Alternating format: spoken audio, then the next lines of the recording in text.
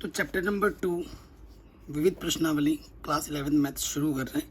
Question number 1, बाकी सभी चीज़ करा रखी है, लिंक्स मिल जाएगा डिस्क्रिप्शन में। बाकी पूरा चैप्टर पढ़ा रखा है, उसका भी लिंक्स पूरी प्लेलिस्ट की लिंक मैं डाल दूंगा डिस्क्रिप्शन पे। कह रहे हैं ये क्वेश्चन बहुत इंपॉर्टेंट है। कह रहे संबंध, ये जो संबंध है एफ फलन एफ एक्स ऐसे परिभाषित है और ये जी एक्स ऐसे परिभाषित है।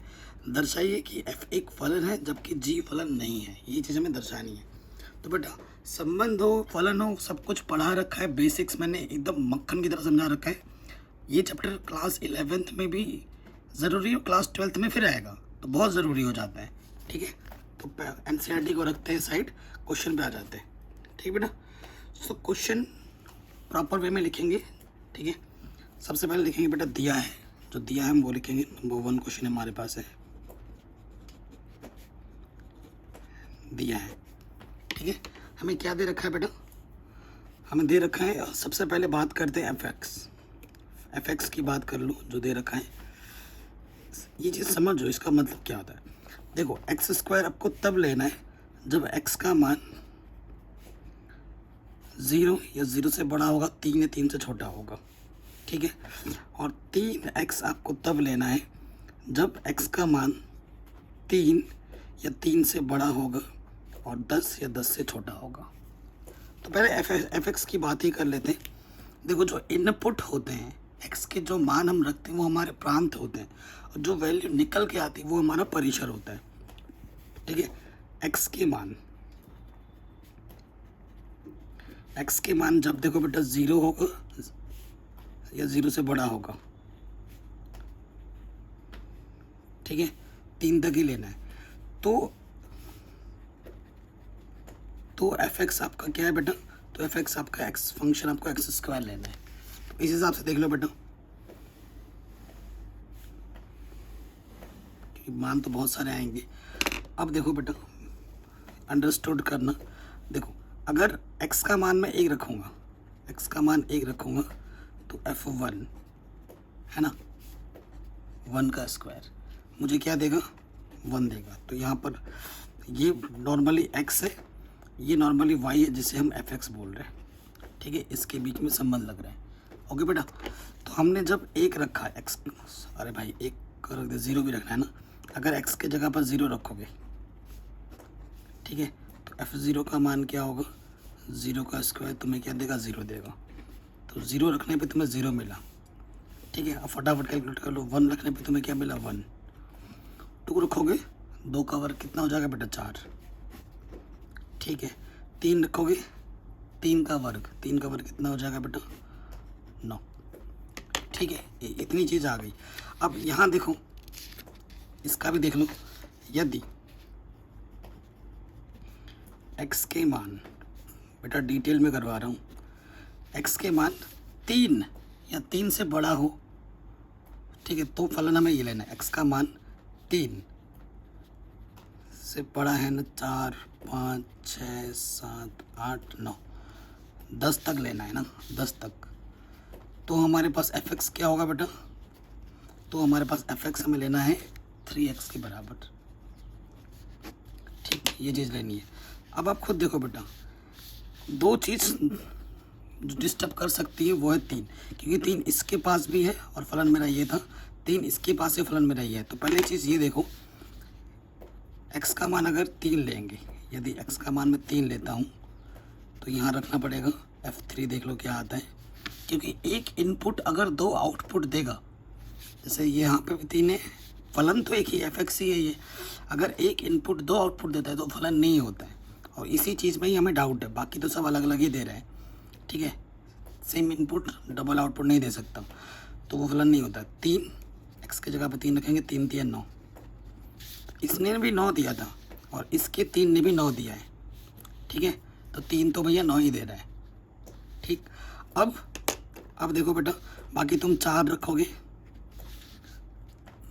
4 तिया 12 हो जाएगा, 5 रखोगे, 5 तिया 15 हो जाएगा, 6 रखोगे, 6 तिया 18, 7 तिया 21, 8 तिया 24, है ना, समझ गए। फिर जगह कम पड़ रही है तो 9 तिया 27 और 10 तिया 30। हर इनपुट ने अलग अलग आउटपुट दिया है, किसी ने रिपीट नहीं किया है, मतलब एक इनपुट ने दो आउटपुट नहीं दिया है। सिंपल भाषा में अगर एक इनपुट दो आउटपुट देता है या दो से ज़्यादा आउटपुट देता है तो वो फलन नहीं होता, वो फलन नहीं होता। ठीक है बेटा, तो देख रहे हैं, तो हम यहाँ पर लिखेंगे चूँकि, ठीक है, चूँकि अगर मैं प्रांत की बात करूँ, प्रांत मेरा क्या है बेटा, x के जो मान होते हैं ना वो प्रांत होते हैं। कुल मिला के ये जो x के मान है वो प्रांत है। तुम यहाँ लिख दोगे 0 1 2 3 4 5 6 7 8 9 10, ये तुम्हारे प्रांत है। अगर परिसर भी लिखोगे, बाय द वे अगर एग्जाम में पूछ दे प्रांत लिखो परिसर लिखो, परिसर ये हैं आउटपुट सारे 0 1 4 9 12 15 18 21 24 27 एंड 30, ये हमारे परिसर हो गए। ठीक है, x के जो मेंबर होते हैं वो हमारे प्रांत होते हैं और y के जो मेंबर होते हैं वो परिसर होते हैं, हम जानते हैं। अब ये फलन है, उसको आप कैसे लिखोगे, लिखोगे इस तरीके से, चूंकि संबंध f के प्रांत के प्रत्येक अवयव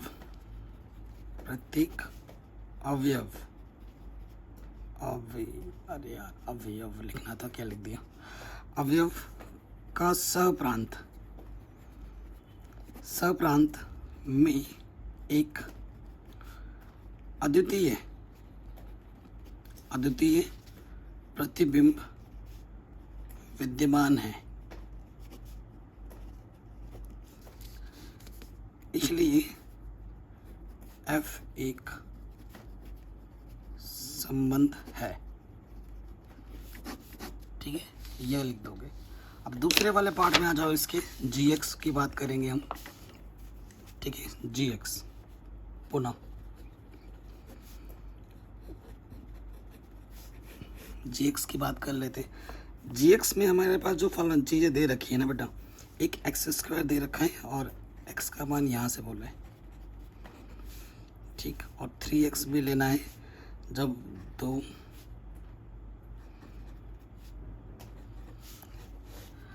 मेन चीज़ आपको पता चल रहा है, x के मान दो भी लेना है, इक्वल, देखो ऊपर लेस देन एंड इक्वल का साइन है, तो मेन जो हमारा कंसर्न है वो कहाँ पे आ रहा है, दो पे आ रहा है। दो पे ही मेन कंसर्न आ रहा है कि भाई कहीं एक इनपुट दो या दो, क्योंकि दो फलन है ना, कहीं एक इनपुट दो आउटपुट ना दे दे।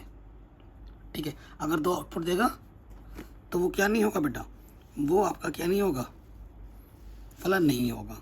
ठीक है, तो जैसे पहला वाला पार्ट किया ना बेटा, ऐसे इसको भी करना है। चूंकि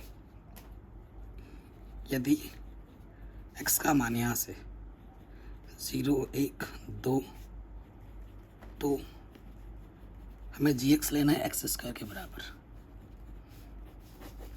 ठीक है, मैं चित्र बनाता हूँ, आपकी बात थोड़ा बड़ा बनाते, स्टेप पे थोड़ा छोटा पड़ गया था ना चित्र।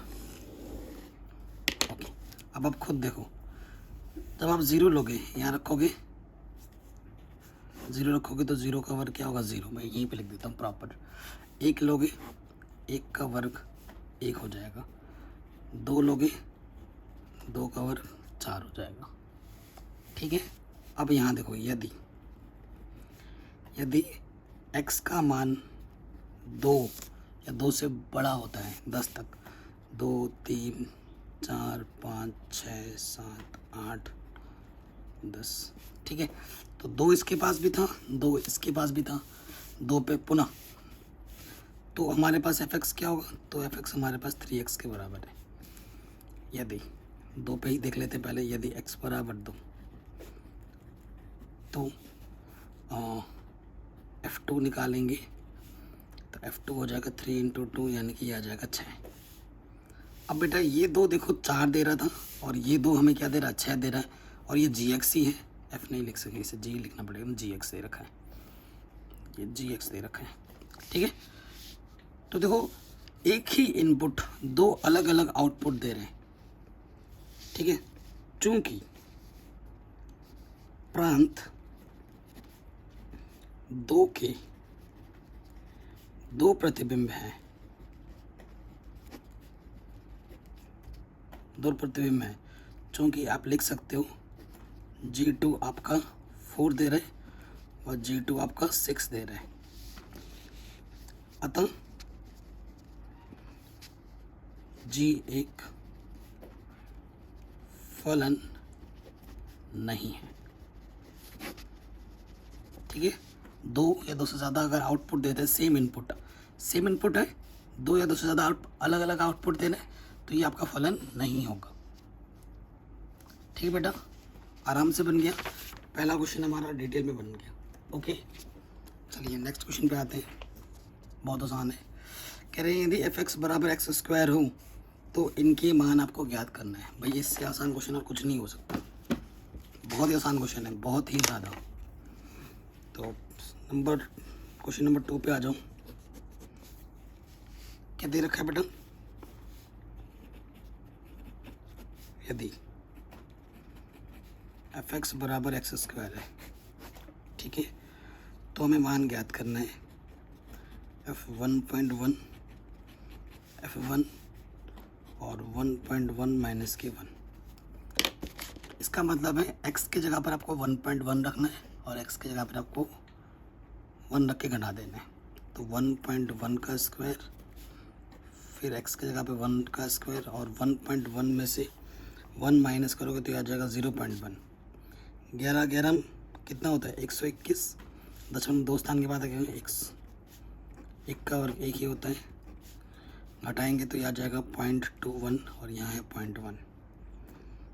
ठीक है, तो देखो बेटा दशमलव से ये दशमलव हटाओगे, पीछे दो संख्या है, 2 0 बढ़ेगा, ये दशमलव हटाओगे, एक संख्या 1 0 बढ़ेगा, कटा 21/10 यानी कि दशमलव एक स्थान के बाद, तो आंसर आ जाएगा 2.1।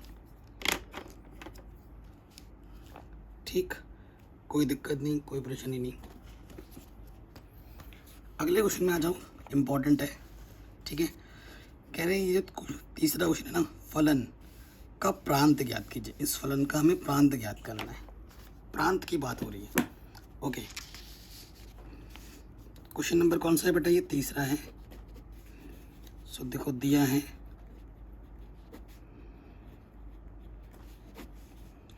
जो फलन है f(x) बराबर वो है x² बट्टे में करके फलन है।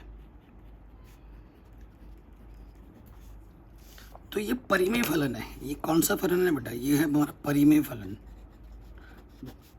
जब भी हमारा अंश बट्टे हर में होता है ना, तो उस फलन को हम क्या बोलते हैं बेटा? परिमेय फलन। और परिमेय फलन में क्या होता है ना, परिमेय फलन तभी परिभाषित होता है जब नीचे 0 ना हो। ठीक है, यह परिभाषित है यदि ये जो नीचे वाला क्वांटिटी है इसका मान क्या ना हो बेटा? इसका मान 0 ना हो। ठीक है, देखो प्रांत तो इसका पूरा वास्तविक संख्या होगा, लेकिन उन वास्तविक संख्या का नहीं लेना है जो इस वाले पद को क्या कर दे? 0 कर दे, तभी इसलिए वही चीज़ आपकी क्या हो जाएगी? प्रांत हो जाएगी। देखो अब इसको हल करना है, गुणा करने पे 12 है और जोड़ने पे 8, 6 दूनी 12, 6। ठीक है, और 6 और 2 को जोड़ोगे 8 हो जाएगा। तो ये गुणनखंड करना तो बेटा आता ही होगा, आपने कक्षा 9-10 में सीखा है। इसमें मुझे और कुछ उपनिष्ठ आ जाएगा 2, जो 2 बार है उसे हम 1 बार लिखते हैं, और जो उपनिष्ठ निकाला उसको हम दूसरे वाले ब्रैकेट में लिखते हैं। तो x का मान 6 आएगा और x का मान 2 नहीं आएगा, नहीं लेना, यहाँ नॉट इक्वल टू 0 है ना। तो चूँकि x माइनस 6 का मान 0 नहीं रहना, माइनस का 6 तरह के क्या हो जाएगा? प्लस का 6, माइनस का 2 इधर के प्लस का 2। तो मुझे x का मान 6 और x का मान 2 नहीं लेना है। ठीक है, इसके अलावा जितने भी वास्तविक संख्या है ना, वो सारे वास्तविक संख्या आपके क्या होंगे? प्रांत हो जाएंगे। अतः प्रांत जो होगा ना बेटा, पूरी की पूरी वास्तविक संख्या होगी। ठीक है, पूरी की पूरी वास्तविक संख्या हो, तो उसको प्रॉपर वे में लिख सकते हो कि x जो आएगा ये x का ही मान है ना, वो वास्तविक संख्या होगी, लेकिन उस वास्तविक संख्या में, ठीक है, उस वास्तविक संख्या में 2 और 6 नहीं होगा, तो उसको आप यहाँ लिख सकते हो कि कॉमा करके उसमें 2,6 उस x में नहीं होगा। ये आपका आंसर आ गया। ठीक, कोई दिक्कत नहीं, आराम से हो गया। किसी भी क्वेश्चन में बच्चों थोड़ा सा भी डाउट या दिक्कत लगे तो वीडियो को एक बार दोबारा ज़रूर देखें। ओके, सबसे आसान तरीके से मैं आपको समझा रहा हूँ, करा रहा हूँ। पेजेस में इसलिए करा रहा हूँ क्योंकि आप ज़्यादा बोल रहे जैसे पेज में कराऊँ, और जो सीरीज़ अनकम्प्लीट है पेजेस वाली वो कंप्लीट हो जाएगी, इसलिए मैं करा रहा हूँ। बाकी तो डिजिटल बोर्ड पे ही आएगी आपसे। ये हमारा फलन है, द्वारा परिभाषित वास्तविक फलन है। ये की पॉइंट है।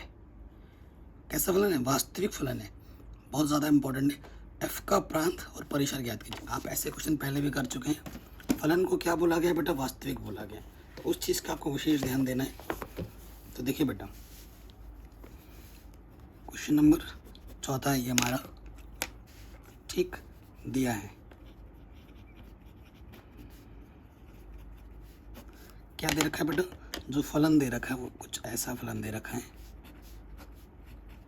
ये हमारा फलन है, ठीक है, एक वास्तविक फलन है, एक वास्तविक फलन है।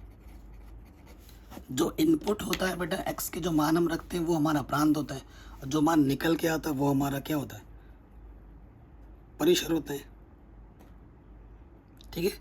चूंकि वास्तविक फलन है तो इस राशि का जो मान है, क्योंकि अंडर रूट लगा है ना, इस राशि का मान मुझे 0 या 0 से बड़ा लेना होगा, क्योंकि अगर मैं माइनस कर लूँगा तो वो काल्पनिक मान हो जाएगा, क्योंकि यहाँ तो बोला गया वास्तविक फलन।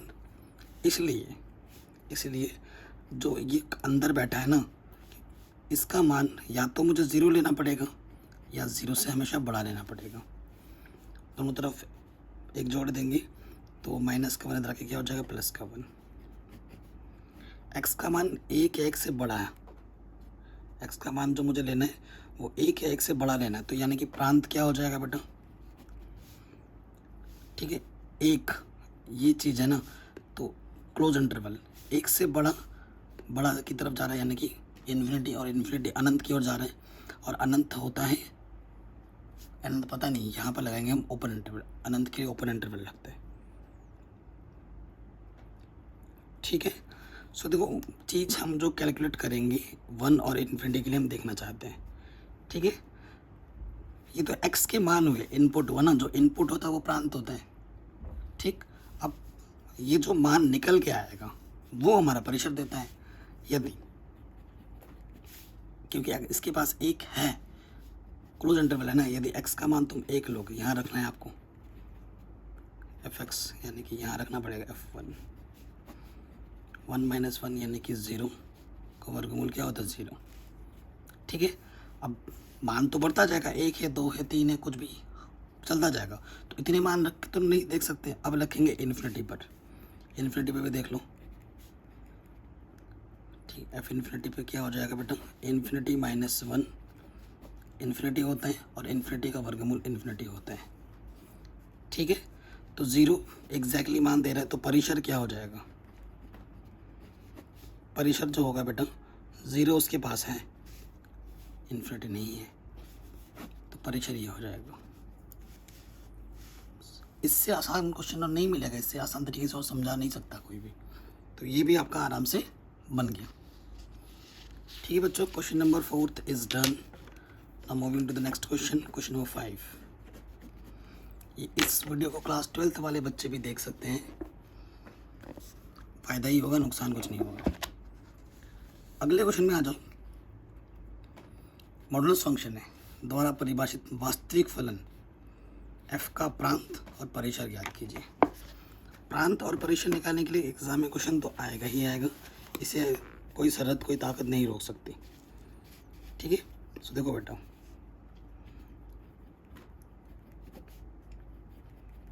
दिया है जो फलन हमें दे रखा है fx, वो एक मॉडुलस फंक्शन है, मापांक फलन बोलते हैं इस हिंदी में।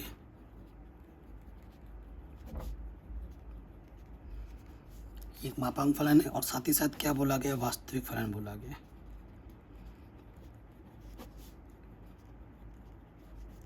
ठीक। वास्तविक फलन बोला गया है, यानी कि सारे वास्तविक मान की बात होगी। तो x पूरी वास्तविक फलन है, तो x कहाँ से आता है बेटा, r से आता है। x r से आ रहा है तो पूरा x मतलब जो हम मान रख रहे हैं, इनपुट रख रहे हैं, तो ये क्या होता है, प्रांत होता है। ठीक है, जो मान रखते हैं वो हमारा क्या होता है बेटा, प्रांत होता है।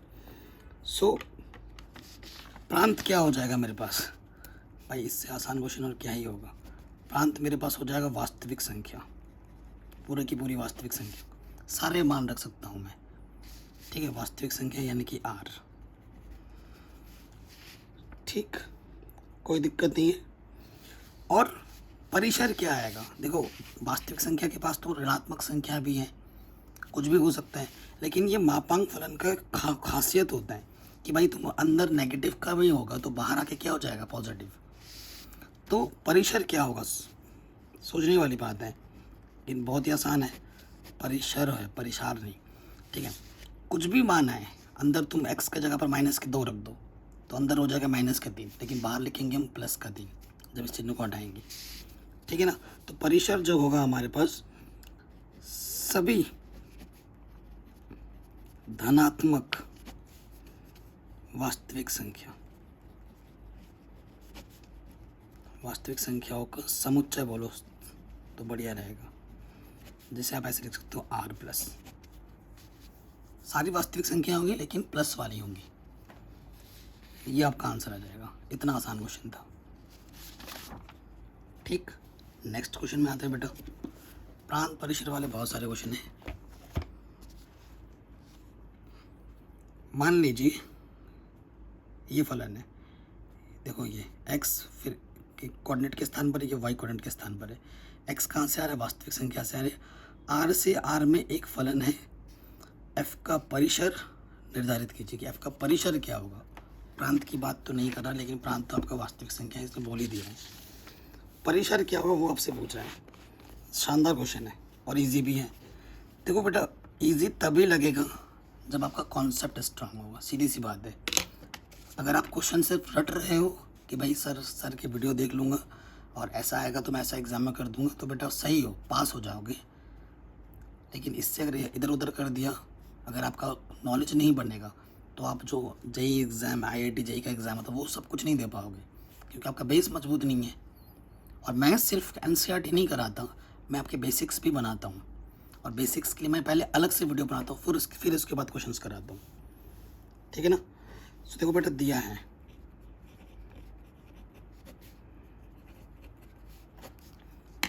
क्या दिया है हमें, r से r में एक फलन है। फलन कुछ इस प्रकार से हमें दे रखा है, x, और यहाँ पर है बेटा x² 1 + x², और जो x आ रहा है बेटा वो r से आ रहा है। ठीक, x अगर r से आ रहा है तो x मतलब इनपुट, और यानी कि इसका सीधा सीधा मतलब मेरे पास क्या हो गया, प्रांत हो गया r। प्रांत मेरे पास वास्तविक संख्या हो गई। ये x कोऑर्डिनेट है, ये y कोऑर्डिनेट है। x कोऑर्डिनेट मुझे हमेशा प्रांत देता है और y कोऑर्डिनेट मुझे हमेशा क्या देता है बेटा, परिसर। ठीक है, और क्वेश्चन में तुमसे क्या पूछा गया है, f का परिसर निर्धारित कीजिए। f का परिसर क्या होगा। ठीक है, तो परिसर ये y, इसको मैं क्या मान लेता हूँ, y मान लेता हूँ। यहाँ लिख देना परिसर के लिए, जैसे एग्जाम में लिखोगे ना बेटा वैसे ही लिखवा रहा हूँ। परिसर के लिए माना y बराबर x² 1 + x²। ठीक है, तो क्रॉस मल्टीप्लाई कर देंगे तो y बराबर, क्लियर, अंदर गुणा करोगे y² प्लस का इधर के माइनस का हो गया, तो यहाँ से बेटा y ओवनिस्ट आ जाएगा। ओवनिस्ट निकाल के क्या करेंगे, हमें x का मान निकालना है। ठीक है, हमें क्या करना है बेटा, x का मान निकालना है। तो x² यहाँ से ओवनिस्ट है, तो यहाँ से आ जाएगा y - k1, और ये प्लस का y इधर के माइनस का y हो जाएगा -y y-1।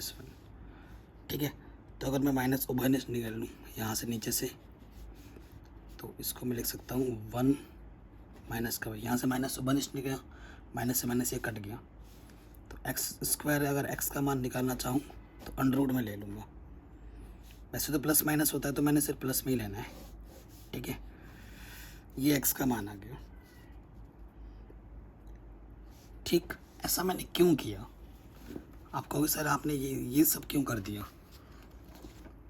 हमें परिसर की बात करनी थी और x मुझे r से बोला गया था कि जो x के जो मान है वो वास्तविक संख्या से आ रहा है। इसी की मदद से मैं परिसर निर्धारित कर सकता हूँ, ठीक है। ये x आ गया प्रश्नानुसार।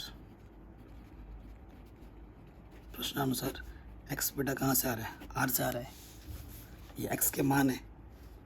अगर ये r से आ रहा है बेटा, तो ये जो राशि है अंडर रूट के अंदर आई है, इसका मान 0 या 0 से बड़ा होना पड़ेगा। इससे it implies y1 minus Y, क्योंकि अंडर रूट के अंदर है ना, इस राशि का मान हमेशा 0 या 0 से बड़ा होना पड़ेगा। कुछ गलत तो नहीं बोल रहा बेटा? बिल्कुल नहीं। और एक चीज़, क्योंकि ये परिमेय फलन है अंश बट्टा r के रूप में, इसका मान भी कभी क्या नहीं हो सकता? इसका मान भी कभी क्या नहीं हो सकता बेटा?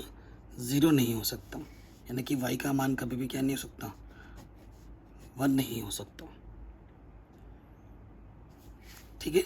और यहाँ से इसको अगर फर्दर कैलकुलेशन करोगे तो ये 1 माइनस वाई इंटू 0 0 हो जाएगा, और y का मान हमेशा क्या होगा बेटा? 0 या 0 से बड़ा होगा।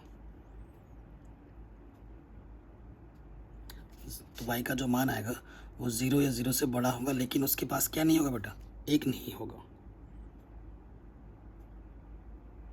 तो इससे तुम क्या कंक्लूजन निकाल पा रहे हो कि भैया 0 या 0 से बड़ा है, तो यानी कि सारी वास्तविक संख्याएं हैं इसके पास, सारी वास्तविक धनात्मक संख्याएं हैं, जिसमें सिर्फ उसके पास क्या नहीं होगा? 1 नहीं होगा। तो परिसर क्या लिखेंगे बेटा? यहाँ पर परिसर हम यहाँ पे लिखेंगे 1 के अतिरिक्त, 1 के अतिरिक्त सभी धन वास्तविक संख्याओं का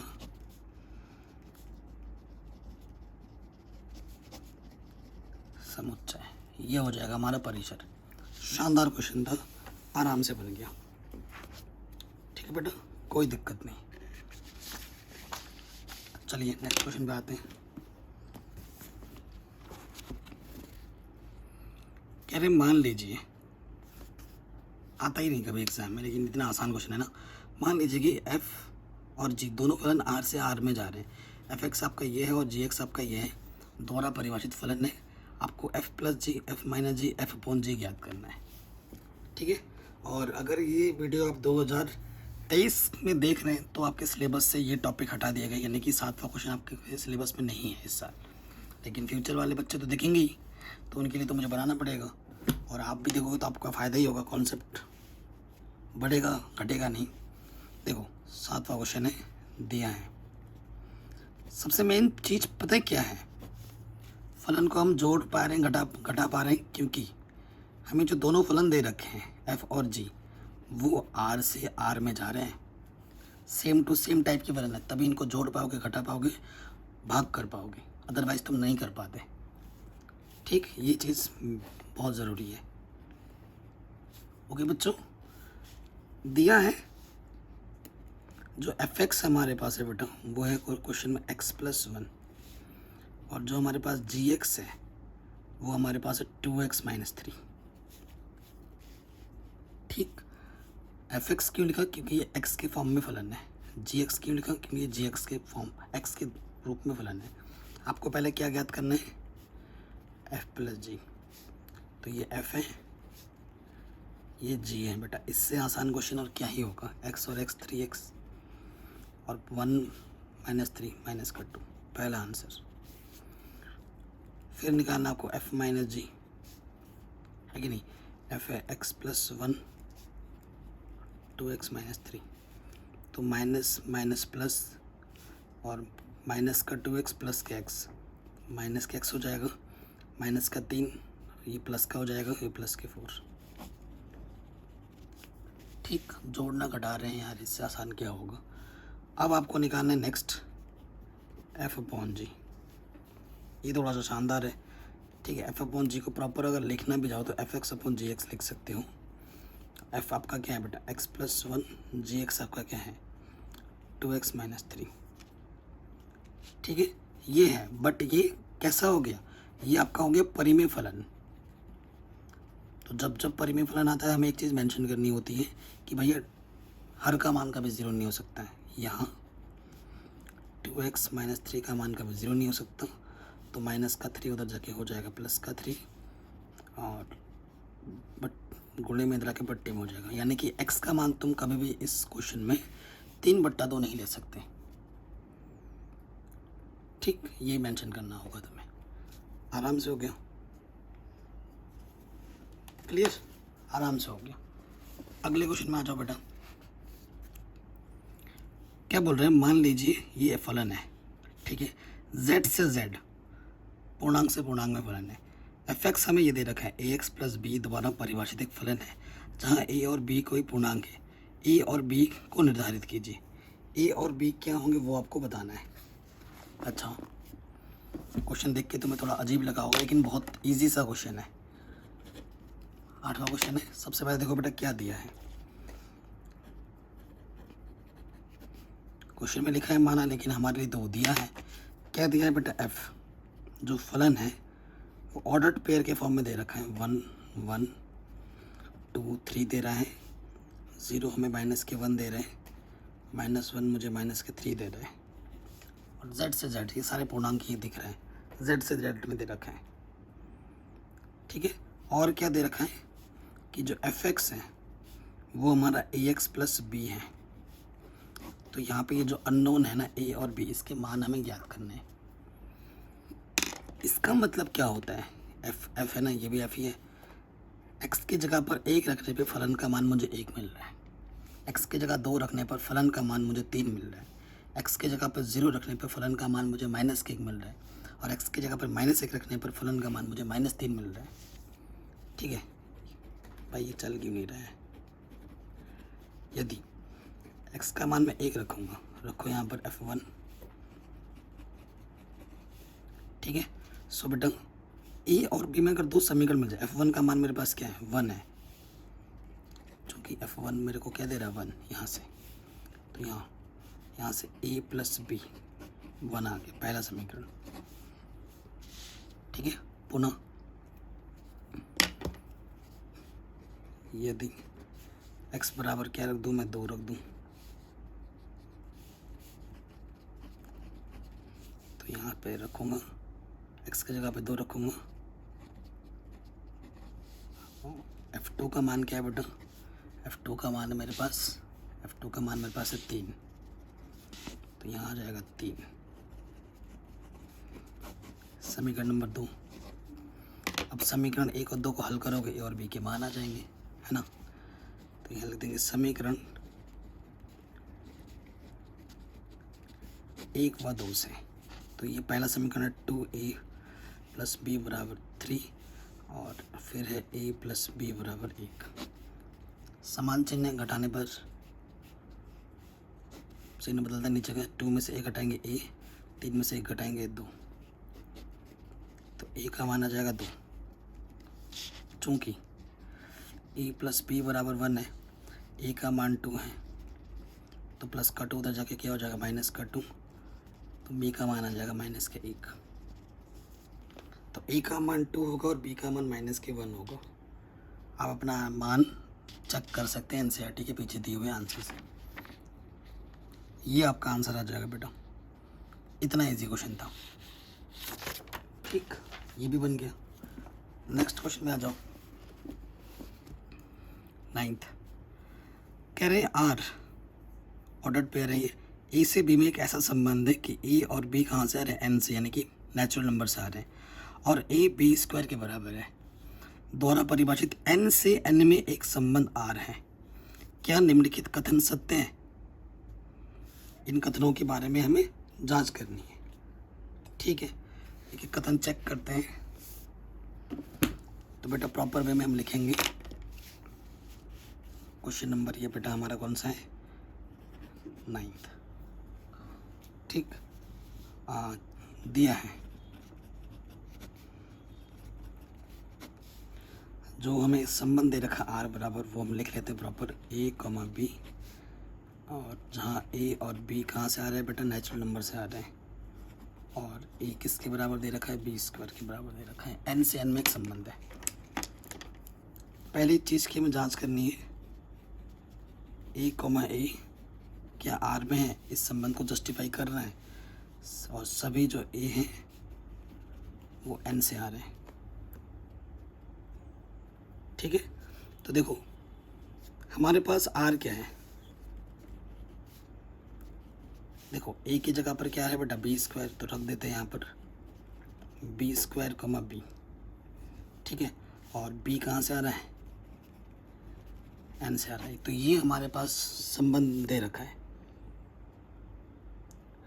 तो कह रहे हैं ए कॉमा ए आर से आ रहा है।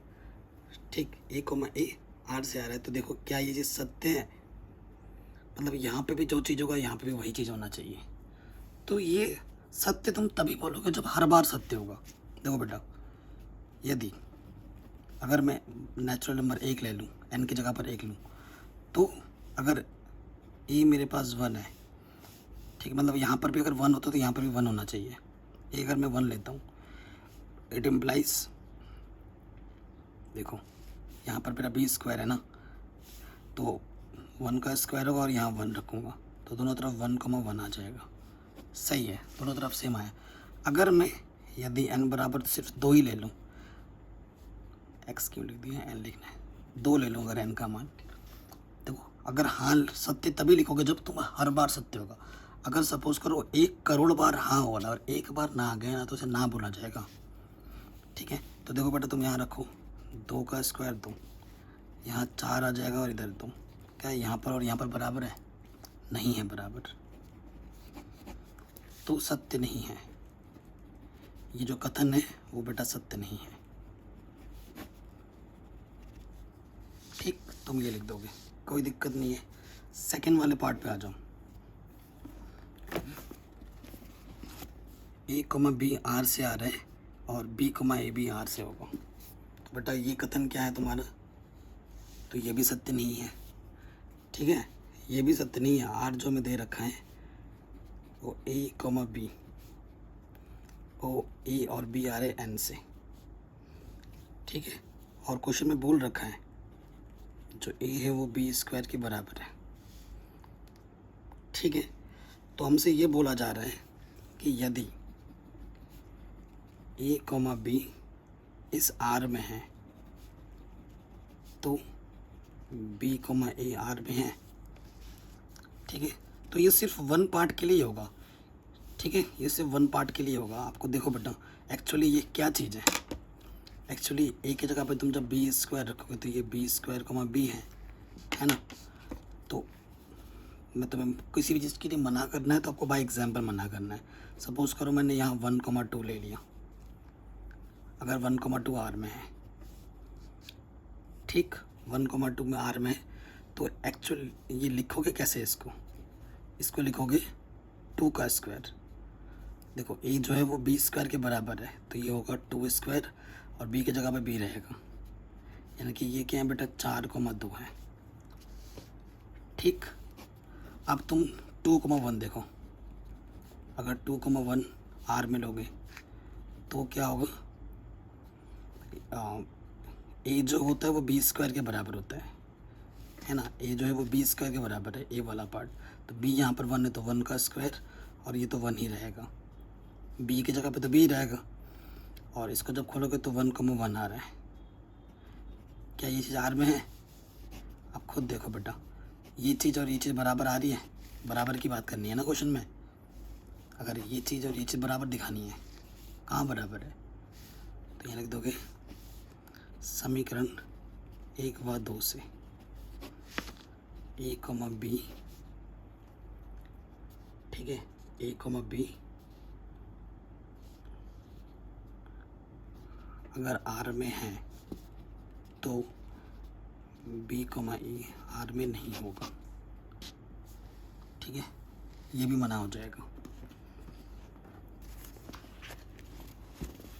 थर्ड पार्ट में क्या देखना है, अगर ए कॉमा बी आर में है, बी कॉमा सी आर में है, तो क्या ए कोमा सी आर में होगा? ठीक है, एक्चुअली ये जो क्वेश्चन है ना, ये क्लास 12th में आएगा। ये बात कर रहा है स्वतुल्य की, ये बात कर रहा है सम्मित की, और ये बात कर रहा है संक्रामक की। जो क्लास 12th वाले अगर बच्चे कोई देख रहा है इस वीडियो को, वो समझ पा रहा है कि क्वेश्चंस क्या हो रहा है। तो ये चैप्टर बहुत इंपॉर्टेंट है, क्लास 12th में भी फिर से रिपीट करेगा। तो ये देखो, ये जो परिभाषा एक्चुअली है, तो ये होता है संक्रामक का चेक करने का। ठीक है, अगर ए का संबंध बी से है, बी का संबंध सी से है, तो ए का संबंध अगर सी से हो जाता है तो उसे संक्रामक बोलते हैं। यही हमसे चेक करने के लिए बोल रहे हैं। तो ये भी नहीं है इस क्वेश्चन में। थर्ड वाला देखते हैं। देखो, हमें आपको पता ही है बेटा, क्वेश्चन में आर जो दे रखा है वो ऐसे दे रखा है कि ए कोमा बी, और ए और जो बी आ रहे हैं वो कहाँ से आ रहे बेटा? आर से आ रहे हैं। आर मतलब वास्तविक संख्या। ठीक है, सो और हमें क्या बोला गया है बेटा कि जो ए है वो बी स्क्वायर के बराबर है। ठीक है, यदि अगर तुम ए कॉमा बी आर में लोगे, ये आपका बी स्क्वायर के बराबर है, तो क्या हो जाएगा? ये आपका हो जाएगा बी स्क्वायर। ठीक है, यदि बी कॉमा सी आर में लेते हो तो क्या होगा? बी आपका इसके बराबर हो जाएगा सी स्क्वायर। ठीक है, बी आपका क्या हो जाएगा? सी स्क्वायर। अब आप देखो, ये समीकरण नंबर 1 मान लो और ये समीकरण नंबर 2 मान लो, तो बी के जगह पर मैं क्या रख सकता हूँ? बी की जगह पर मैं सी स्क्वायर रख सकता हूँ। तो ए, बी के जगह पर मैं सी स्क्वायर रख दूँगा, तो ए का मान हो जाएगा सी की घात 4। ठीक है, ए का मान किसके बराबर है? सी की घात 4। यदि ए कॉमा सी आर में हम लेते, ए का मान सी की पावर 4 आएगा। ये परफेक्ट स्टेटमेंट है। तो ए का मान किसके बराबर होना चाहिए? ए का मान सी स्क्वायर के बराबर होना चाहिए, है ना? ए इसका मान सी स्क्वायर के बराबर होना चाहिए, परंतु ए का मान इन चीज़ों से, अगर ए बी आर में है और बी सी अगर आर में है, तो ये चीज़ तो आएगी ही आएगी, ये फैक्ट है। और इनको जब मैंने सॉल्व किया तो ए मुझे सी की पावर 4 मिला। ठीक है, ये तो एकदम फैक्ट है। अगर ए सी आर में है तो परिभाषा के अनुसार ए सी के स्क्वायर के बराबर होगा इस परिभाषा से, परंतु यहाँ तो ए सी की पावर 4 आ रहा है और ये बोल रहा है ए सी की पावर 2 आ रहा है। तो भैया ये चीज़ अलग अलग चीज़ को प्रदर्शित कर रही है। तो समीकरण ए व बी से हम ये बोल देंगे कि ए कॉमा सी आर में नहीं है, और कथन हमारे ये भी सत्य नहीं है।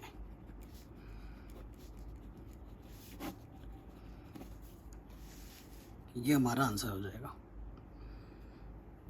क्लियर? ये क्वेश्चन भी हमारा ढंग से बन गया आराम से। अगले क्वेश्चन पे आ जाओ बेटा। क्वेश्चन नंबर ये आपका क्या है? 10वां क्वेश्चन है, 10th नंबर। बहुत ही शानदार क्वेश्चन है। कह रहे मान लीजिए ये ए है, ये बी है, ये फलन है। क्या निम्नलिखित कथन सत्य है? ए से बी में एक संबंध है और ए से बी में एक फलन है। क्या ये संबंध है या फलन है? देखो बेटा, एक चीज़ बताता हूँ। हर एक फलन संबंध होता है, परंतु हर संबंध फलन होगा ये ज़रूरी नहीं है। ठीक है, तो जो कंडीशन हमें दी गई है, अगर संबंध है तो बेटा एक संबंध तभी होता है जब उनमें एक निर्धारित चीज़ हमें देखने को मिलेगी। पहले जो दे रखा है उससे अब चित्र बना लेते हैं। पहले क्वेश्चन नंबर 10, कॉन्सेप्ट पहले समझ लो। देखो बेटा, ये कॉन्सेप्ट मुझे बताने की ज़रूरत नहीं पड़ती, अगर आपने पढ़ रखा है, पढ़ रखा होगा तभी तो विविध पढ़ रहे हो। देखो क्या होता है, अगर आपके पास दो समुच्चय, यदि ए और बी दो अरिक्त समुच्चय हैं,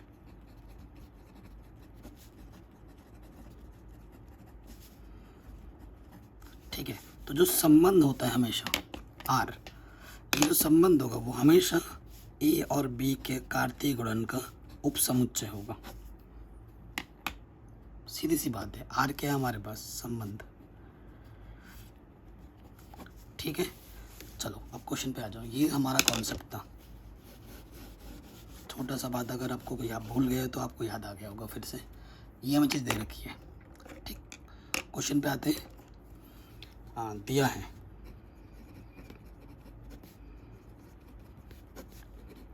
जो ए दे रखा है, मुझे दे रखा है क्वेश्चन में 1 2 3 4,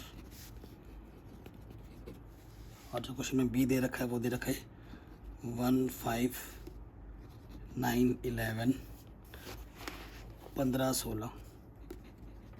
हिंदी इंग्लिश मिक्स कर दे रहा हूँ, ठीक है। और क्या दे रखा है बेटा, जो फलन हमें दे रखा है, और एक मुझे 5 दे रहे हैं, ठीक है। 2 मुझे 9 दे रहे हैं, ठीक है। 3 मुझे 1 दे रहे हैं, 4 मुझे 5 दे रहे हैं, और 2 मुझे 11 दे रहे हैं।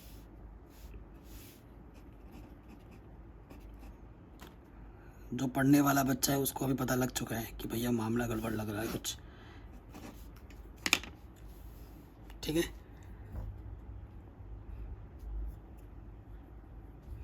फलन की बात करनी है, ठीक है। सबसे पहले फलन देखो, फलन तो यहीं से मैं बता दूंगा कि है या नहीं है। 2 मुझे क्या दे रहा है, 9 दे रहे हैं। 2 मुझे क्या दे रहा है, 11 दे रहा है। चूँकि F2 मुझे 9 दे रहे हैं और F2 मुझे 11 दे रहा है, एक ही इनपुट मुझे 2 आउटपुट दे रहे हैं। जब एक इनपुट 2 या 2 से ज़्यादा आउटपुट देते हैं तो वो कभी फलन नहीं होता है। अतः F फलन नहीं है। पहला आंसर तो तुम्हारा यही बन गया। अब बात रही संबंध की, ये संबंध है या नहीं, तो तुम्हें इससे पता लग जाएगा। तुम पहले क्या निकाल लो, चूँकि A क्रॉस B निकाल लो। यहाँ रखेंगे हम A, 1 2 3 4 दे रखा है हमें, और यहाँ B दे रखा है हमें 1 5 9 11 15 16, ठीक है। कार्तीय गुणन निकालते हैं हम। कार्तीय गुणन बेटा बहुत आसान होता है। 1 की पोजीशन फिक्स करो, 1 का 1 के साथ, 1 का 5 के साथ, 1 का 9 के साथ, 1 का 11 के साथ, 1 का 15 के साथ, और 1 का 16 के साथ। फिर 2 की पोजीशन आ जाएगी, 2 का 1 के साथ, 2 का 5 के साथ, 2 का 9 के साथ, 11 के साथ, 2 का 15 के साथ, 2 का 16 के साथ। फिर 3 का 1 के साथ, 3 का 5 के साथ, ऐसे चलता रहेगा, और 3 का फिर 16 के साथ। फिर 4 का 1 के साथ चलता रहेगा, कहाँ तक, 4 का 16 के साथ। अब ये जो मेंबर है, ये सारे मेंबर अगर यहाँ मिल जाते हैं मुझे, तब तो ये एक संबंध है, अन्यथा नहीं है। 1,5 यहाँ है, यहाँ है 2,9, 2,9 यहाँ है, ठीक है। फिर 3,1 यहाँ है, 4,5, देखो 4,5 यहाँ आ जाएगा ना, सॉरी ये 3, यहाँ जी, यहाँ 4,5 आ जाएगा, 4,5 भी है। फिर 2,11, 2,11 भी है, 2,9 भी है। तो ये सारे मेंबर यहाँ आ गए, ठीक है। तो आप लिखोगे कैसे, ठीक है, लिखोगे हम, चूँकि F A क्रॉस B का एक उपसमुच्चय है, उप समुच्चय है, अर्थात F एक संबंध होगा, ठीक। उपसमुच्चय है तो संबंध है, अगर नहीं होता तो संबंध नहीं होता। आराम से बन गया ये क्वेश्चन भी आपका इजीली, ठीक है बेटा। अब आते हैं नेक्स्ट क्वेश्चन में। क्वेश्चन नंबर 11 क्या बोल रहे, मान लीजिए ये आपका फलन है A B A plus B, A और बी जेड से आ रहे हैं, यानी कि पूर्णांक से आ रहे हैं, और परिभाषित फलन जेड क्रॉस जेड का एक उपसमुच्चय है। जेड से जेड में एक फलन है कि नहीं, पहले तो ये बताना है। अपने उत्तर का औचित्य दीजिए। देखो फलन जब भी बोलेगा तो अगर एक इनपुट दो या दो से ज़्यादा आउटपुट दे रहा है तो फलन नहीं होगा। अगर डिफरेंट डिफरेंट आउटपुट दे रहे हैं, सॉरी, तो मेन चीज़ वही है, अगर एक इनपुट दो से ज़्यादा आउटपुट देते हैं तो फलन नहीं होगा। ठीक है, वही चीज़ हम चेक करेंगे। तो क्वेश्चन नंबर 11 पे आ जाओ। सेकेंड लास्ट क्वेश्चन है हमारा। अगर आपने अभी तक वीडियो को लाइक नहीं किया है तो प्लीज़ बेटा वीडियो को एक बार लाइक कर दीजिए, ठीक है ना। कमेंट करके ज़रूर बताइए आपको वीडियो कैसी लगी। दिया है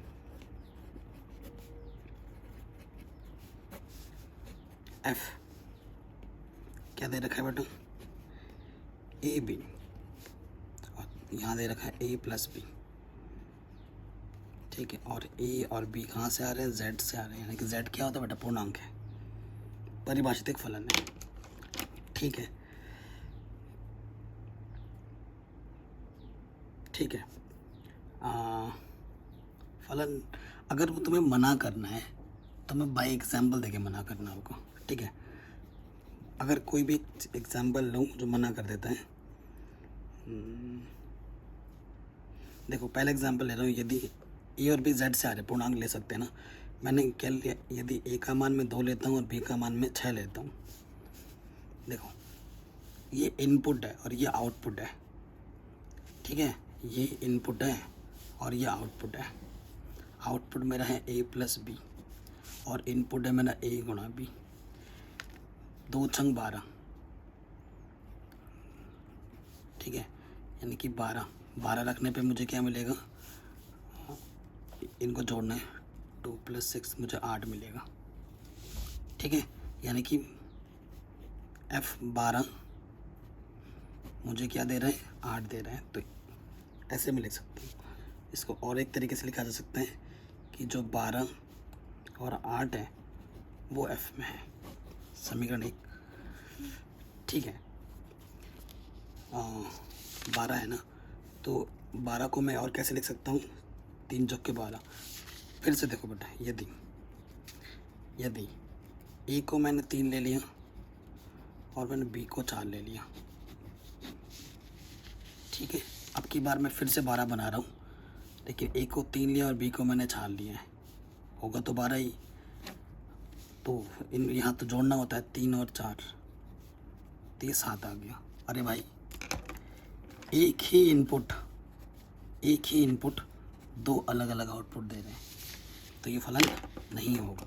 तो लिखेंगे कैसे, चूँकि F12 मुझे क्या दे रहा है, 7 दे रहा है, यानी कि मैं लिख सकता हूँ 12, 12 और ये दे रहा है 7, 12, 7 भी F में आ रहा है, ठीक। तो लिख देंगे चूँकि प्रांत 12 के 2 प्रतिबिंब कौन कौन से हैं, 8 व 7 हैं, 8 व 7 है, इसलिए F1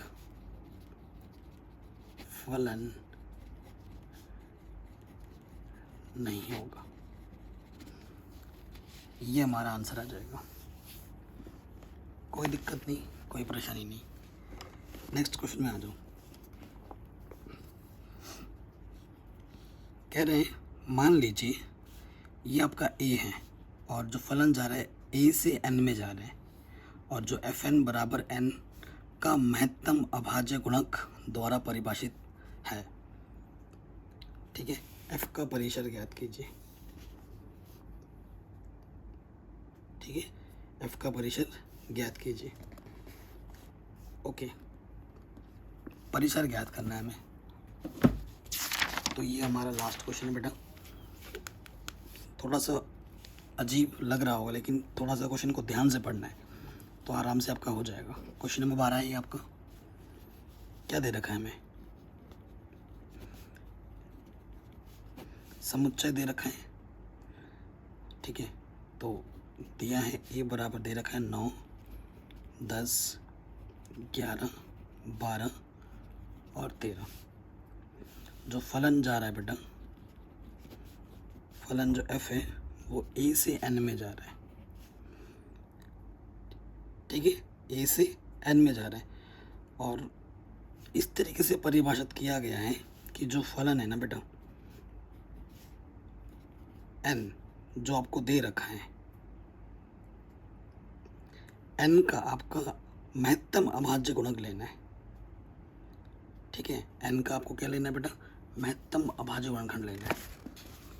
ए से एन में जा रहा है ना, एफ एन बराबर एन का महत्तम अभाज्य गुणनखंड द्वारा परिभाषित है।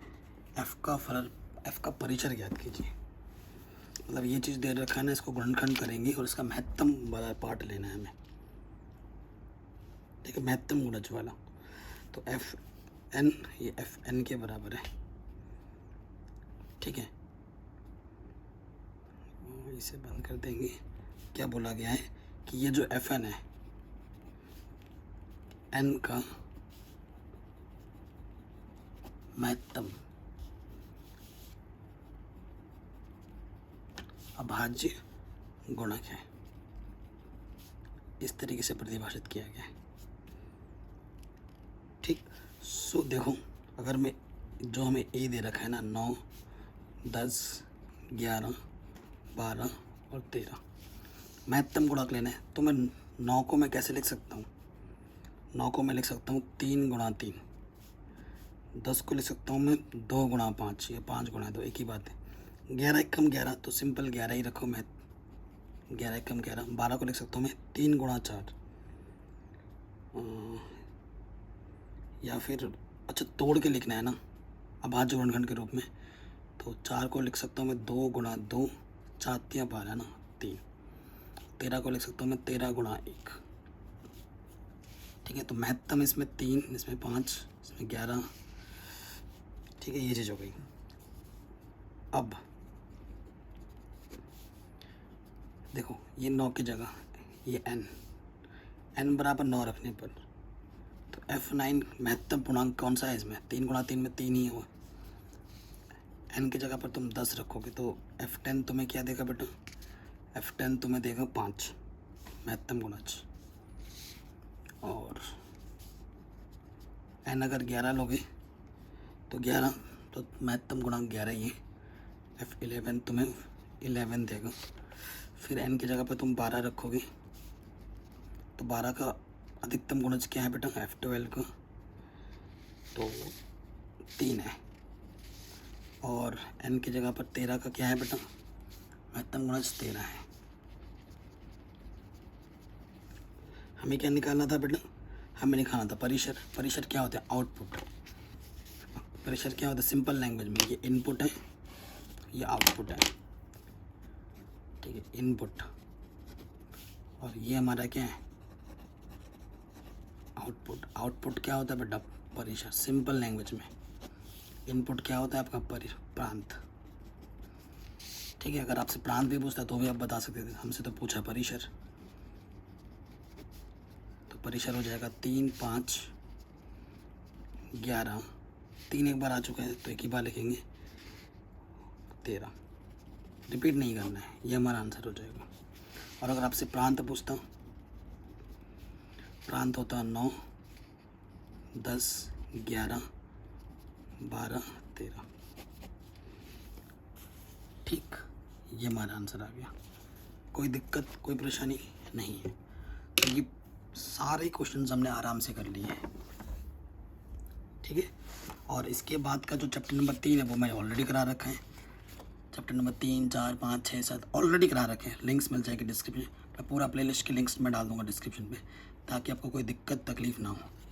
चैप्टर नंबर ये जो दूसरा है बहुत इंपॉर्टेंट है, ये चैप्टर क्लास 12th में आएगा। मैं एक चीज़ और बता दूँ बेटा, कौन कौन से चैप्टर आपके क्लास 12th में फिर से रिपीट होंगे। चैप्टर नंबर 2 रिपीट होगा। चैप्टर नंबर 3 का बहुत ज़्यादा फार्मूला वगैरह का यूज़ है क्लास 12th में, तो एक तरीके से रिपीट ही बोल सकते हैं।